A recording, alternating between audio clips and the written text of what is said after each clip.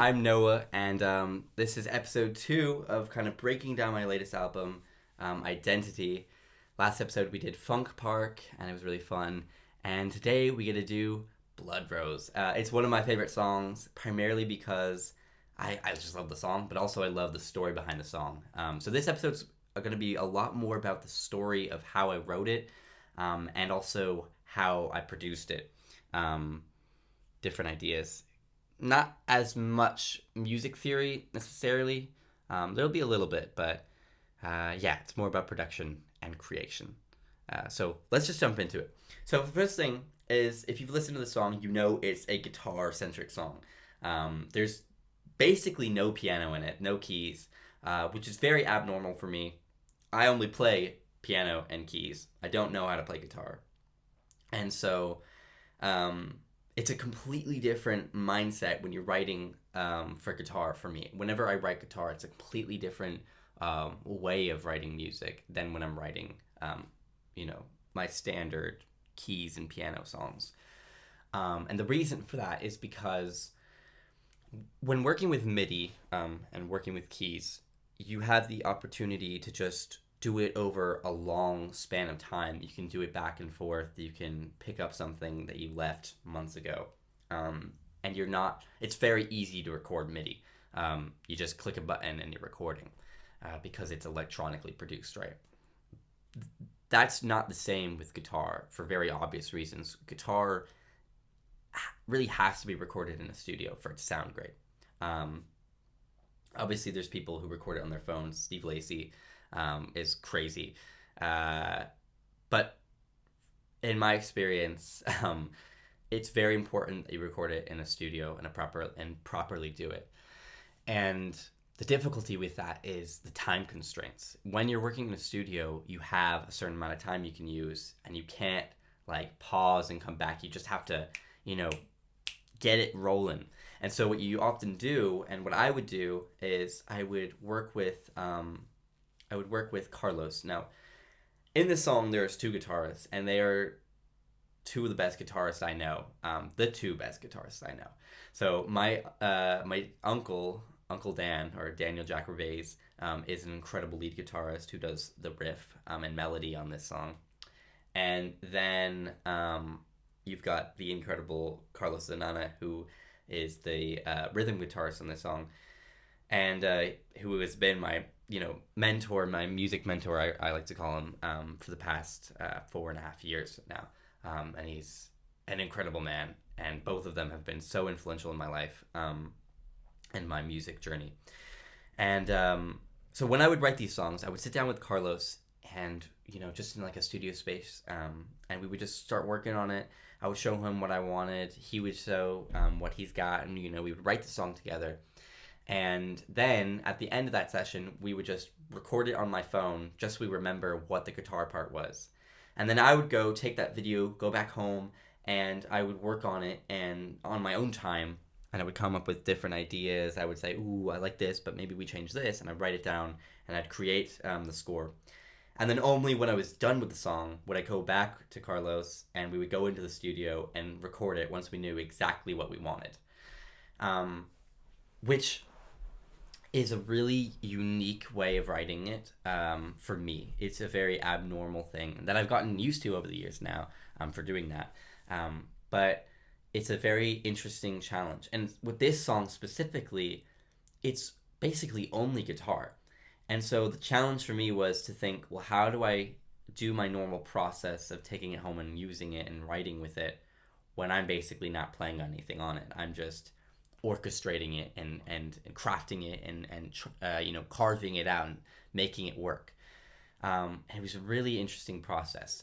But the other thing is that we'll record these videos, and then time flies, and I have other responsibilities, and Carlos has other responsibilities, and we have different projects, and we just kind of forget about certain songs. And that's exactly what happened to this song. So I wrote it a year and a half ago, and then 6 months go by, and I don't work on it at all, and we just kind of forget that it exists.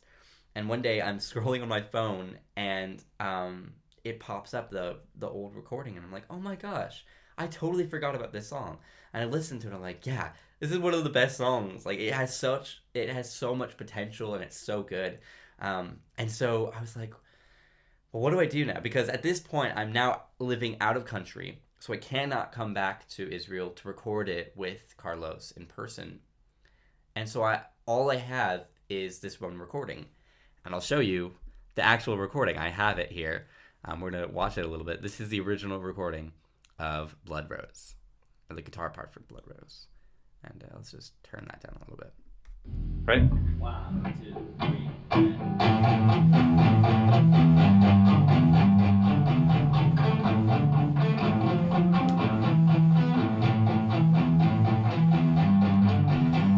So he does 4 bars, and you already like it's got something, and you feel it when you're playing it, and so I'm sitting in the studio, we're doing this, and then here comes in Max and Hadi. Max is an incredible bass player that I worked with on the musical Vines of Decay. Hadi I've worked with now for years. I love the man so much. He's amazing drummer. He played in both musicals, and I've yet to put him on an album because the same issue with recording in the studio is difficult. But it will happen one day, I promise. But anyways, let's hear kind of like when it comes in.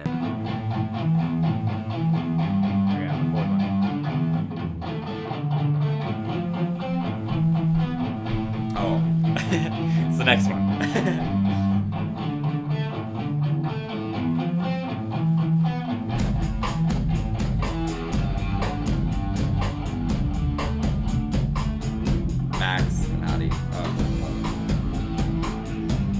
And it's just, so this is the file, and it's so good, but it's all I have. So I'm thinking, well, what do I do? Like, how do I really utilize this? How do I make this song? Because I have no way of going back and recording it.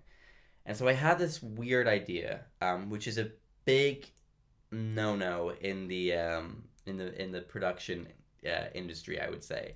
Which is, my thought is, I could just isolate this audio of the guitar and process it from this video, which I'd never done before, and which is very against my standard. But it seemed like the only option, and so I said, you know what, I'm just gonna try it, see if it works, and if it doesn't, I'll have to think of something else. But if it does, that would be sick. So I go in, I isolate these tracks, I bring them in. You can still see it says Snapchat in it because they're Snapchat videos.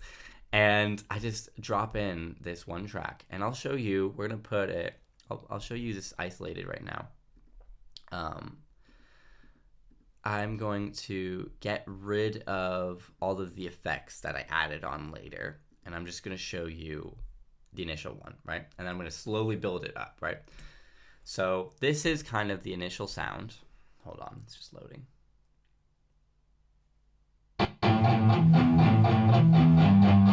And then I slowly build it up.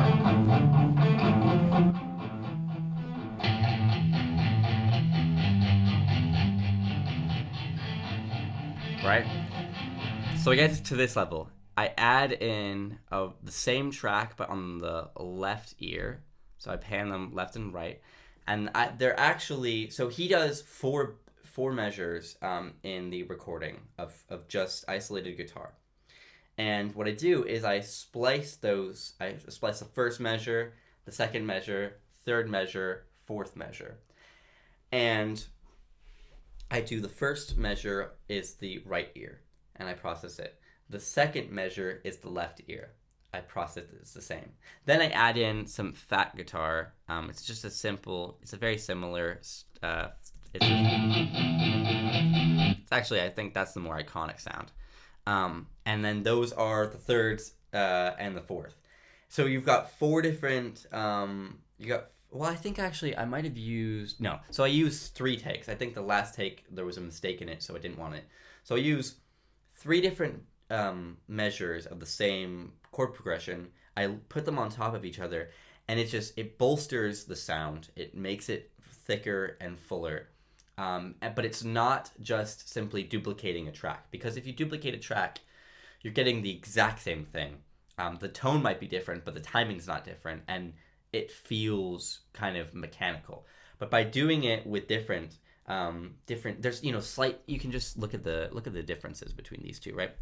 You can tell that there's slight deviances with the timing, with the intensity, with the timbre of the guitar, and so it feels full, and it feels like you have multiple guitars going at the same time, because you technically do. So that's just a splicing trick. So then I just put them all together, and they sound something like this. And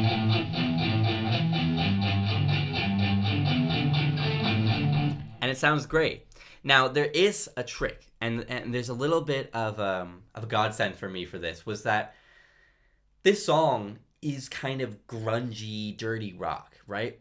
And so having that kind of gritty guitar sound is both a stylistic choice, but also is lended by the fact that it is not the best recording of a guitar in the world. Not that he didn't play well, but that I recorded this on my phone rather than, the $2,000 mic that we use.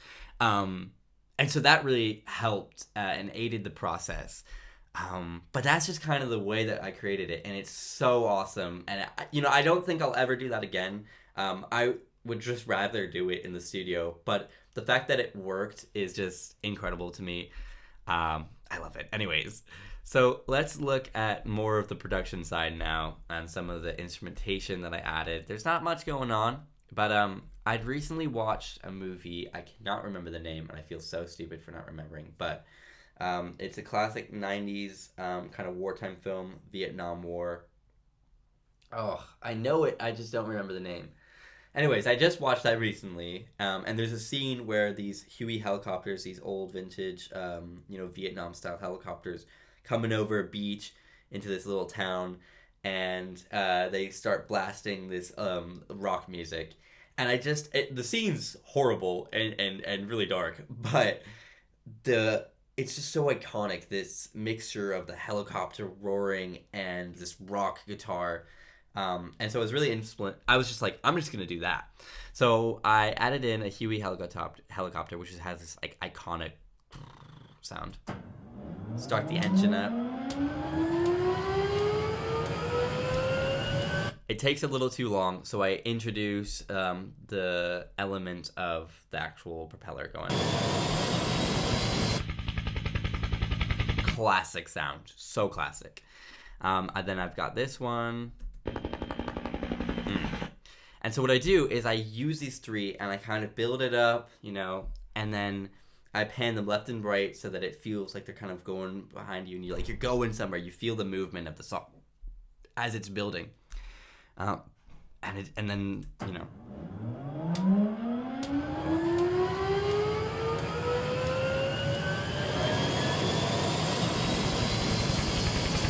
start panning this one down, panning this one up. And it's powerful. Pans left and right. And back and center. And then bring in the bass. And then, this bass line is so simple. So simple. But it doesn't need to be anything crazy. It's just trying to be gritty. And I love it. It's a really simple bass line. You're going to hear it. Look at this. One note, a little step down, a little up, down. That's it. Repeats the whole time. That's it. That's a very simple bass line. You'll hear some of the other bass lines in the other songs, and they're a lot more complex. But you don't need to make everything complex. This song is simple. And it's just about accentuating. So for me, I could overdo this, right? I could add tons of crazy stuff. I could add all of this different, flowery things. But sometimes simple is better. And just allowing the guitar to be the spotlight and have, you're going to hear the riff in a second. And it's just, letting great musicians be great musicians. I really didn't do anything for this song. I added some stuff, and that's about it. So we add in some drums, just some kick drums to, get that feeling, that syncopated time. And if you listen, you'll notice that none of it is on tempo, really. It's very back and forth. And the reason is because, remember, it's a Snapchat video of a demo that we recorded in the studio on my phone. So there was no metronome going on or click track in our ears. And it means that I had to do the drums for it, which is not my specialty. So I just did some MIDI drums. So yeah, we bring in the kick, and then we add in some Sugar Hill. I love this sound. Really great brass.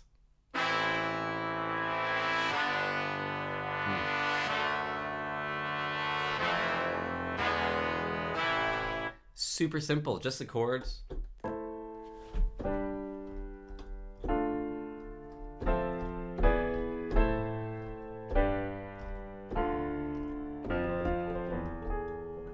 And then I bring in that original melody with a synth and a piano, and it's just, just keep that motif.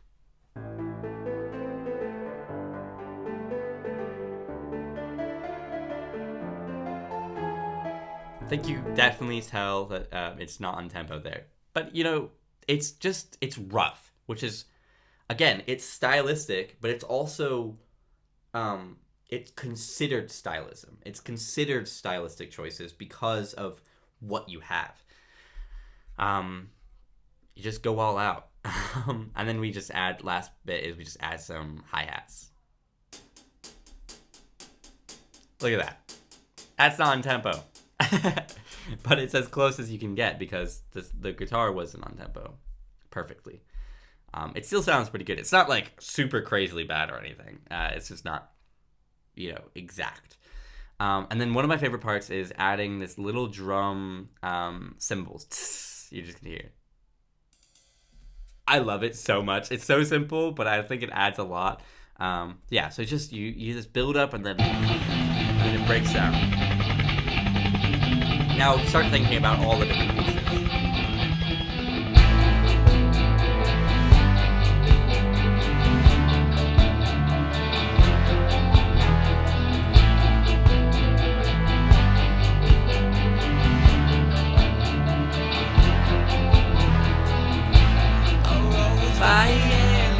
Then we come in with the lyrics. Now these lyrics I wrote very quickly, very haphazardly. They're nothing special. They're nothing crazy. Again, I just needed lyrics, and it was different. It was a different style for me. I don't really sing rock. I don't make much rock music. This is the first rock song I'd ever released. I'd made one way back when, but this was really my first time really doing it. And so with these vocals, they're very simple. They're kind of influenced by a song I wrote, inspired by a song called Fingertips from the Lovely album. And it's kind of a similar theme, I think. I think of them as being kind of in tandem. They're not the same, obviously, but they have similar vibes. And so we just come in with these really simple vocals. Whoa. You can hear that. A rose by any other name was very sweet. You hear that delay. That delay is super off. It's really delayed. And there's a reason for that. If we look up here, it's at 5 tempo. 5 tempo. The reason it's at 5 tempo is because this wasn't recorded on a track. Because I inputted a song, it really messes up with the timing. And so the delay is just super off, but initially I was going to turn it off, but then I realized that, like I talked about the previous episode, sometimes a part of the orchestra doesn't sound good isolated, but it works in tandem. And I think that's kind of the case here. When you isolate it, you're like, whoa, it's off. But then when you're listening to it, it just works. And I come in with some very simple, some very, very simple harmonies, backing vocals, just to kind of bolster it. I've started doing that a lot, and I kind of like it. It just kind of adds a fuller sound to it, but yeah. A rose by any other name would smell as sweet. Then how come you breathing hard and calling out for me? You love the taste of blood rolling down my lips. So it's going on. It sounds a little weird, the delay, but again, it works. And then the last part, I'd never done kind of yelling, singing, or screaming in song. So this is my best attempt. It took me so many tries. You can see it's spliced because I redid it like 100 times, but it's the best I can do, I think. You even try. You can't get enough. It hurt my throat so much, but I think it kind of works. And then that scream intensity goes right into one of the best guitar solos I think the best guitar solo I've ever had on a song by far. There's some great ones he's done before, but this one's just iconic. So let's just listen to that. Isolated. You know what? We'll start with the other one.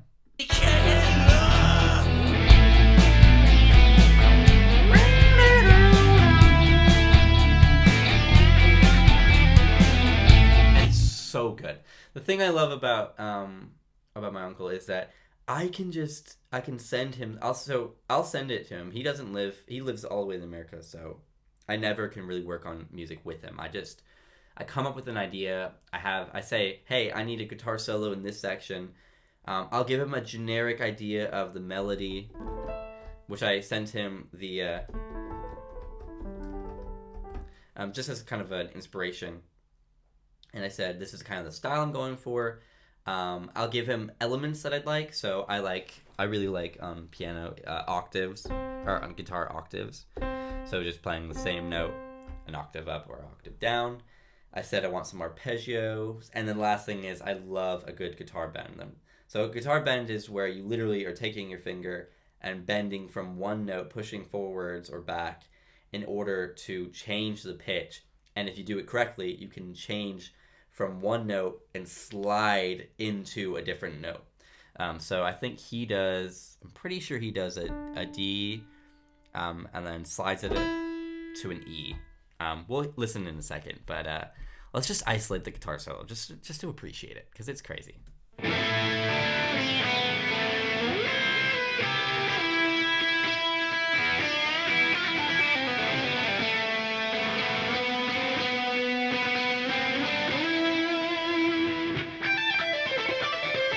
Oh god, it's so good, it's crazy. And this is he just comes up with this. I barely give him anything. He's just such an incredible guitarist. He has so many years of experience working in bands, being in bands and performing in stages, doing scores. He's insane. Definitely a huge inspiration of mine. He recently showed me a song that he wrote in high school that he never released, and I was like, this could be one of the best songs I've heard in my life. Like, he's just so good. And I sent him the initial track, and I said, hey, let me know when you have time to work on it. And he sends this back within like 2 or 3 days. And it's perfect. Like, I could not have asked for a better guitar solo. He's just insane. So yeah, again, just letting it breathe, letting it be itself. So then we get to the kind of the bridge, I suppose. I don't know what I would call it. It's just a different verse, and it's the same song. I guess it's not really a chorus. The chorus to me is the instrumental part. So I'd say it's called the pre-chorus, but I had this idea of coming in with the hard rock organ. So it goes. Let's just get rid of the piano.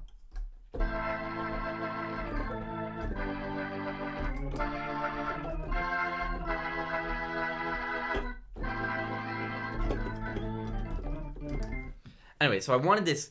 I really like this idea of building it up. So I just do like a major third or minor third. Then I add the 7th. Then I add the 9th, and then I add the. This is a good. And it's just this really.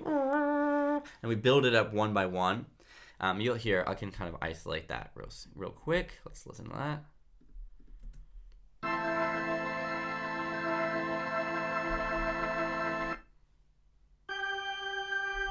And we're just slowly building it up.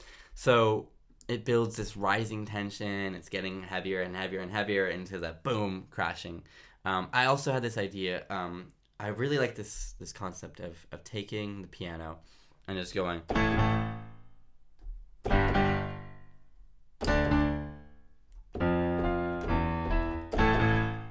And you'll hear it in the background, just boom, boom.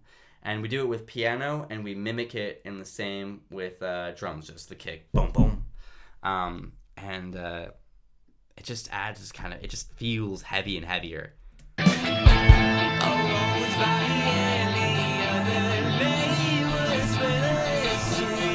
Add it listen. Rising. Next, second step is to bring in the kick and hi-hats. So it goes, and it's so fun. I love this. It's just hi-hat and cymbals.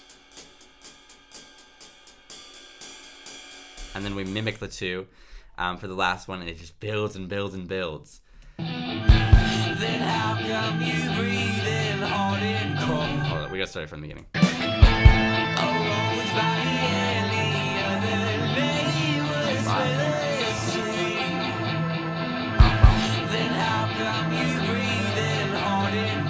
We bring in the hi-hats and cymbals.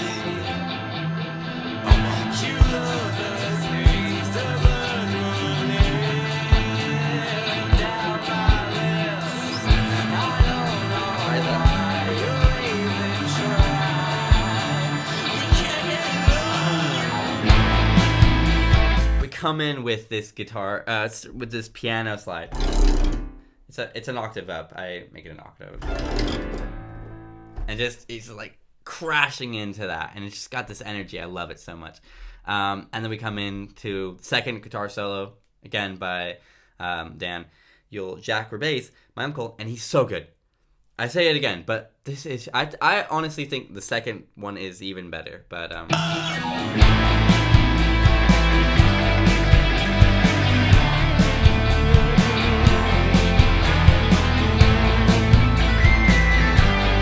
oh my gosh, that part. It's that little jump. That jump from lower octave to the high octave.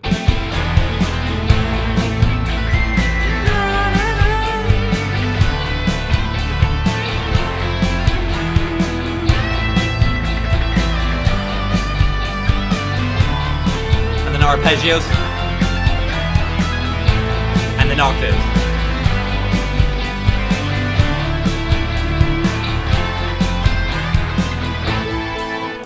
So good. So good. It's insane. I just love it. So we go into the last part, and I wanted to change it, and I wanted to incorporate elements from the other songs, which is a lot of orchestral work. So we come in with a very simple. We come back in with the contrabass, or some people will call it studio double bass. Boom, boom, right? That concept of that was in the pre-chorus. Didn't do that one right. So we do that. We have them in staccato, I think. Are they staccato? I think they are. Hold on, let me check. They are spiccato. Yeah, sorry, spiccato. And then we've got the violins are pizzicato. So staccato is when you're on a bass, it's like the jum, jum. So it's an open. If you're stringing it, you're bowing it, but it's very quick and sharp. Where pizzicato is where you're plucking it. Dum, dum, dum. So we have those going at the same time, right?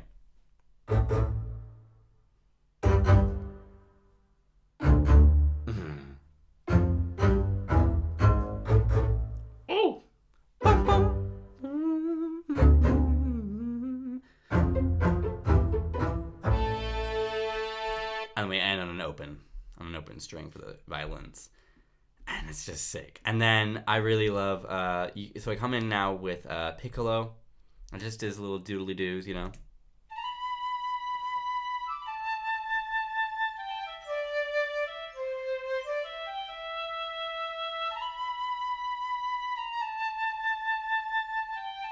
Hmm.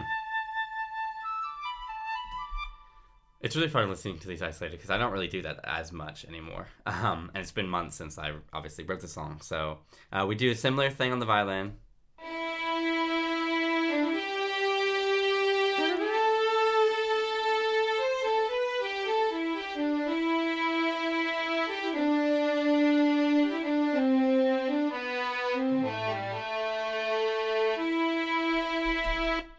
So we add those all in together.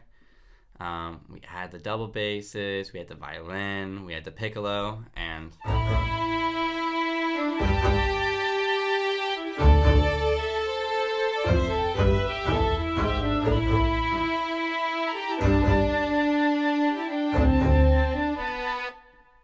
you gotta like your own stuff. If you you can't make music you don't like. And the last part is we just have the studio cellos going in. Very simple, nothing too crazy there, just some standard stuff. And then we end it with a very, just like, why not? We end it on our orchestral kit. It's a gong. Because why not be crazy and fun? And then we end, obviously, with the 3 helicopters at the end, kind of going back to that beginning, ending, starting with the guitar. Wow, I can't speak. Starting with the helicopter, ending with the helicopter, full circle. It's a really simple song. It's just about letting the guitar breathe and be the focal point, and then building it with, and just backing it with other instruments. Not trying to bury the guitar. I wanted the guitar to be the thing people remember from the song. I don't necessarily want them remembering the piano.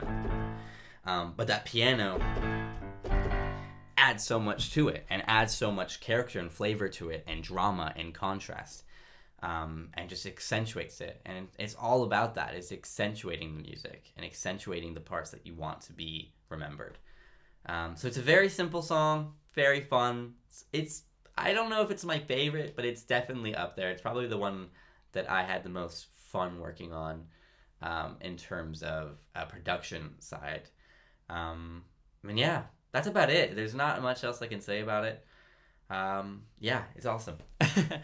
I think the next episode is going to be, the next one in the series is There's No Other Place, which is a very emotional song for me, a very meaningful song for me, and there's some really beautiful orchestration there.